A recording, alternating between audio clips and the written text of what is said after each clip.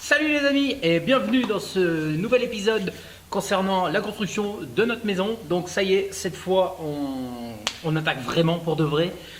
Fini les nettoyages et tout ça. La dernière fois on a mis en place les conteneurs. Vous voyez que j'ai commencé gentiment à m'installer dedans. Donc j'ai juste mis un pauvre petit établi, mais au moins j'ai un étau et de quoi pouvoir bricoler un petit peu. Parce que justement, premier travail, et ben le premier truc c'est qu'on a déjà un arbre qui est tombé sur le terrain.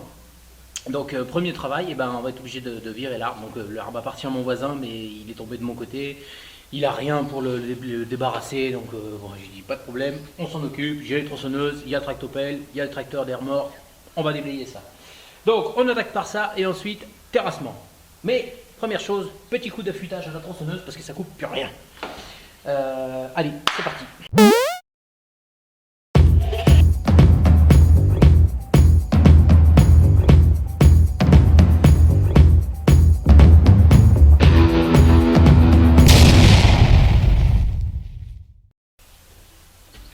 Alors ceux qui veulent savoir comment on affûte une tronçonneuse, j'avais fait une petite vidéo là-dessus, je vous la remets là-haut, là dans le petit, si j'y pense à le faire au montage, parce qu'il y a des fois je le lis et je pense pas à le faire.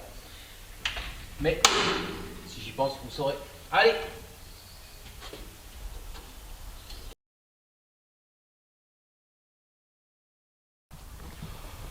Voilà le bestiau. À 50 cm près, il me tombait sur le tracto. Allez, on va y niquer sa gueule. C'est Darty mon kiki.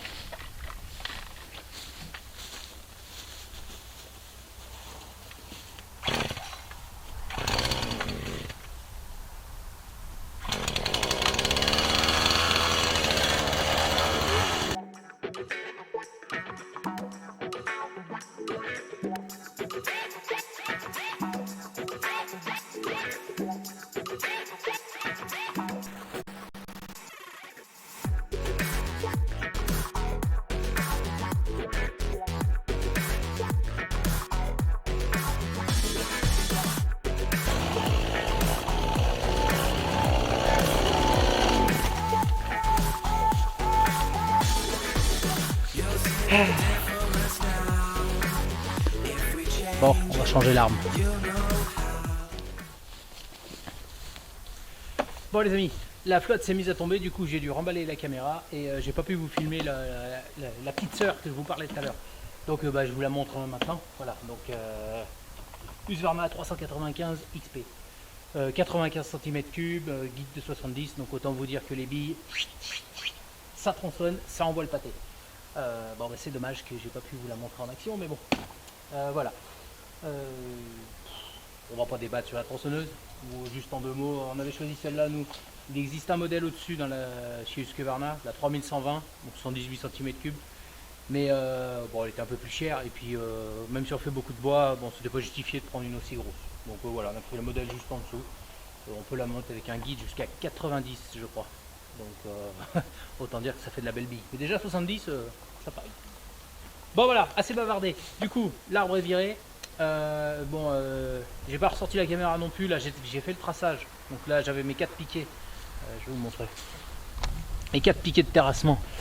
Donc ça, c'est les piquets orange là que vous voyez derrière, qui matérialisent. Je sais pas si vous les voyez bien à la caméra là, les petits piquets orange là. Donc eux, ils matérialisent les 4 coins de la maison.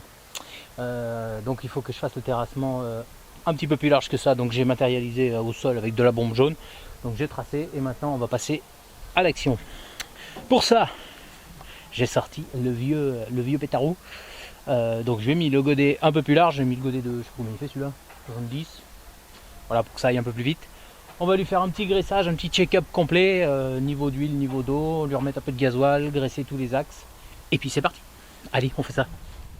Voilà les amis, ce que je fais pour le moment, c'est que je vais faire le terrassement en 2 étapes. Là pour le moment, j'enlève la terre végétale parce que je veux la garder pour me resservira plus tard pour remblayer à certains endroits. Je ne vais pas la mélanger avec la terre gneilleuse dessous. D'abord j'enlève les 20 premiers centimètres de terre végétale. Là je vais faire un gros tas au milieu en attendant que mon père arrive avec la remorque. Et puis après on fera le terrassement bien à niveau en enlevant la terre, le tuf quoi. Voilà, allez.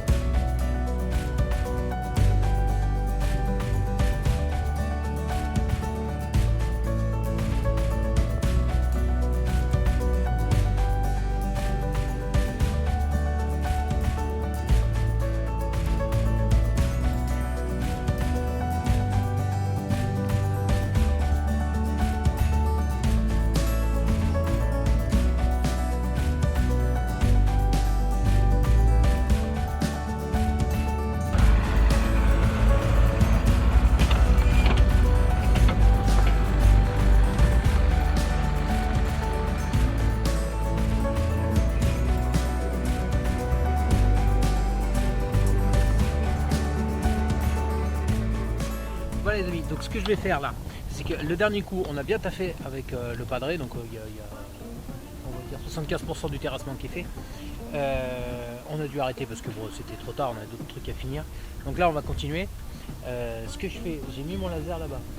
J'ai réglé ma pige à la même hauteur. Et maintenant, je vais la balader un peu partout sur le terrain jusqu'à retrouver mon niveau.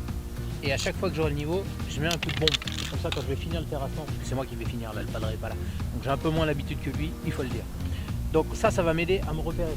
Je sais qu'ici, par exemple, à chaque fois que j'aurai un trait jaune, je suis à bon niveau. Donc je sais qu'il ne faut pas que j'aille plus profond. Voilà. Donc on fait ça.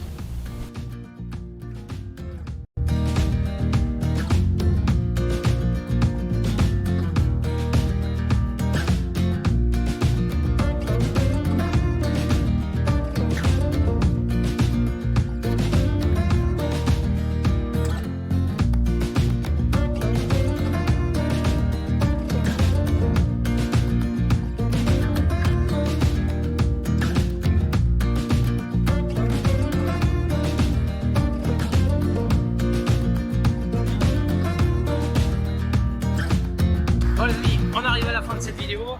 Comme vous voyez juste derrière, le terrassement est fini. Donc on va s'arrêter ici pour aujourd'hui. Le terrassement a été validé. Et je ne sais pas si vous voyez même là sur la vidéo, mais les maçons sont déjà venus ouvrir les fouilles pour couler les fondations. Mais ça fera partie de la prochaine vidéo. Dans la prochaine vidéo, on s'occupera aussi de faire le chemin d'accès pour arriver jusqu'à la maison de manière à ce que les camions puissent livrer le béton, les briques, les parpaings, tout ça, sans emmerdement, sans s'enterrer, voilà, pour que tout se passe bien. Voilà, bon écoutez, si cette petite vidéo vous a plu, et ben comme d'habitude, vous likez, des questions, des commentaires. Pensez à vous abonner aussi sur les pages Serial Maker d'Instagram et Facebook. Et puis n'oubliez pas aussi notre petit site de vente en ligne de t-shirts, pulls, vestes au logo Serial Maker. Voilà, et bien écoutez les amis, moi je vous dis à très vite pour la suite de cette maison.